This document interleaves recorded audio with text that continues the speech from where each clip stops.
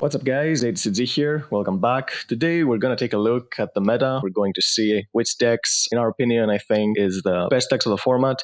We still don't have any official events, so it's not like we have any documentaries of top cuts or anything. If you count the online events, we do have a few things to look at, but still, it's kind of a in the air format. The local events give us pretty much what we have on basically what the best decks are. So we're going to see which of these decks are performing the best and see which decks will need to be addressed during the next ban list. So before we begin, if you enjoy this video, give it a thumbs up, subscribe to the channel so you don't miss our upcoming videos, and now let's get to the video. So at number 10, I have Orchest. Orchest got a huge boost from the list because it used to use Bardiche during the day when we had Mermaid and stuff. Of course, the deck is not as broken as it is, and as it was back then because, of course, Mermaid and Harp Horror were still a thing, but Bardiche is still a really good card. It gives extenders to the deck, it gives more protection with Fog Blades, it gives more disruption because when you summon Dingirsu under Bardiche's marker, you destroy another card on top of sending a card with Dingirsu's effect. So I think the deck with the inclusion of Bardiche, it's still a decent deck to play. It's not like the best deck ever. It still has a lot of weaknesses. It has a lot of choke points with hand traps. If you ash the Orcus Nightmare, then maybe that's enough to put an end to their turn. But I think it's a decent deck to play if you're looking for a budget version of something of a good deck to play. Number 9, the Man Spaders. This deck got the hammer on the list. It's probably the biggest loser of the ban list by far because Block Dragon was such an insane card for the deck. The deck went from being the absolute best deck of the format to basically the bottom of tier 2, but it's still a decent deck, and this is a prime example of why Needle Fiber is a problematic card no matter what Konami tries to do around it, because even if you hit like so many cards around this card, people will always find something new to play with it. It's not like you can just keep hitting tuners and hope that Needle Fiber will get power crept. That will never happen because Needle Fiber is so broken. So this deck is another prime example of why Needle Fiber needs to be addressed, because a deck that summons tuners so easily that also has a lot of extenders is going to be a really good deck, even if you take away the most powerful tool it ever had, it being Block Dragon. People have found a way to adapt. It's still a really good deck, so I think it's well-deserved a spot on this list. Number 8, Subterr. Subterr is an interesting deck.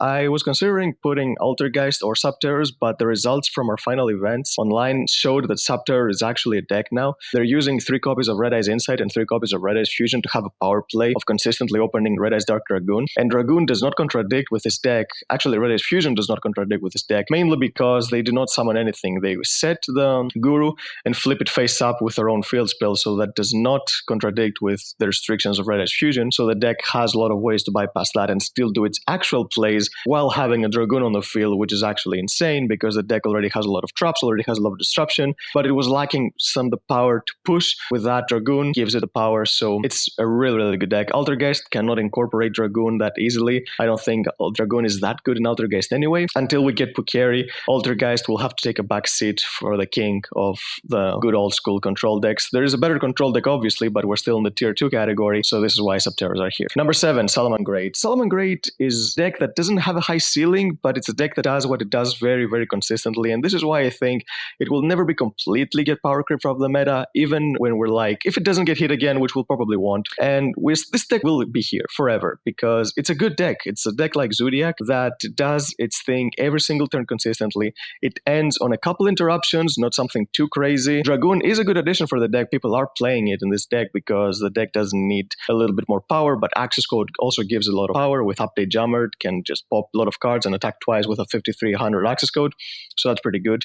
So I think Salamangreat is a good deck. It's a good budget deck if you don't want lit Access Code. So yeah, I think we're still in the high tiers now of tier 2, and Salamangreat is a deck that's here to probably stay for a really long time. Number 6, Goku. This deck is another one example like why Bardiche was such a good inclusion, because it made the format more diverse. Bardiche is not a card like Fiber.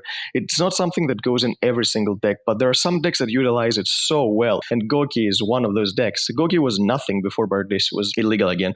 So now with Bardiche, people started playing cards like the Union Carrier combo with the Buster Lock. Of course, they're playing Dragoon in the deck, and Goku is a deck that has a lot of utility because with one or few cards it can do so much and keep recycling all of its engine. And it's a very powerful deck as well because it does have the Warriors, which Warriors is probably one of the best engines in the game right now. So I think Goku is by far the king of tier 2, and I think it's better than Salamangreat. That's why I put it ahead, because it has a high ceiling, because Salamangreat is consistent, but it doesn't have a high ceiling. Goku is consistent and has a high ceiling, so I think this is the best deck of the tier 2. And now for the top 5, we are moving into the tier 1 category of the meta. meta, and the first one is Invoke Dogmatica.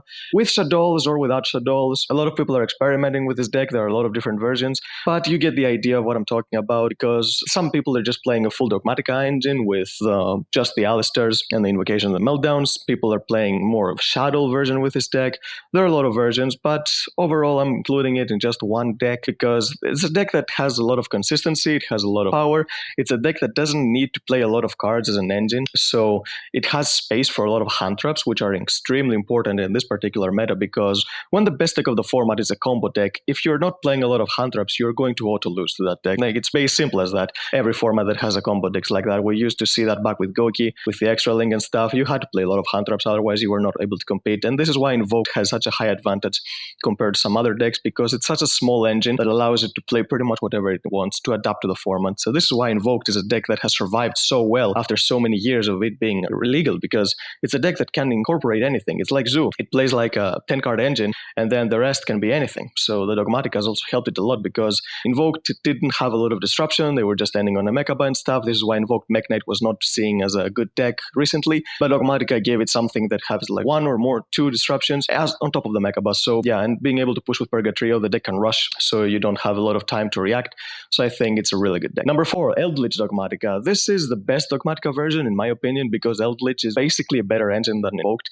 Invoked is very linear to what it does. Yes, it has a lot of power with Purgatrio and some disruption with your Mechaba, and can recycle the engine. But Eldritch, I think, does everything that Invoked does, but better. The engine is so recyclable, it's very good.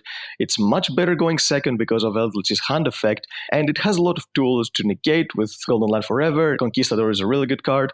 Hakuero is another card that can disrupt certain types of decks, but not for every matchup.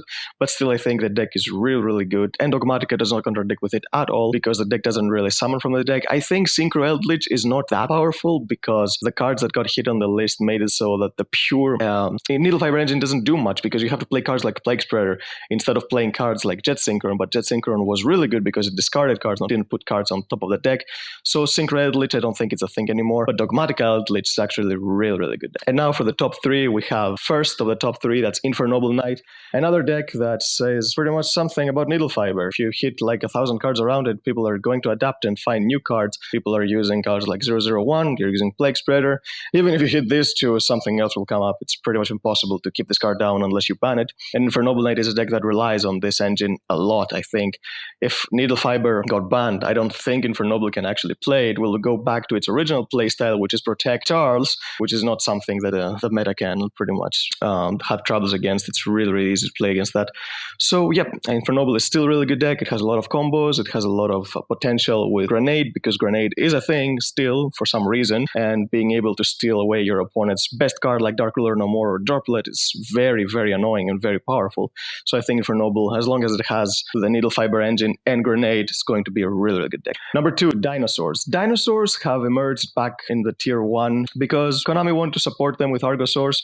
So before they did that, they also gave them Miscellaneosaurus back to 3. And yeah, pretty much the deck has everything it needs. The True King engine is not as viable, even though we have Lithosagym. People don't really opt to play that. Mostly they play Go Second build that can just pretty much destroy your opponent's board, because Tyranno is that insane. So yep, Dinosaur is a good deck. It's a deck that has stayed for quite a while, I think. So I think people are debating on whether Miscellaneous needs to go back to 1. People are supporting it. Other people think it should. It's up in the air, but the deck is still really, really good. So maybe it will need to be addressed sooner or later, because it is a good deck. And it's the only tier 1 deck that doesn't use pretty much any of those generic engines like Fiber, Dragoon. It's a deck that works on its own, which is a really cool thing. I like decks that do not have to use the generic engines to be able to function, but still I think Miscellaneosaurus is a bit unfair for pretty much any format that plays a lot of hand traps, because even if you open like 3 hand traps, if your opponent uses Miscellaneous, then you're gone for the entire turn. Your hand's pretty much useless. So yeah, that's the number 2. And the number 1, of course, people expect it. I think it's established as the best deck. Dragon Link, this deck is insane.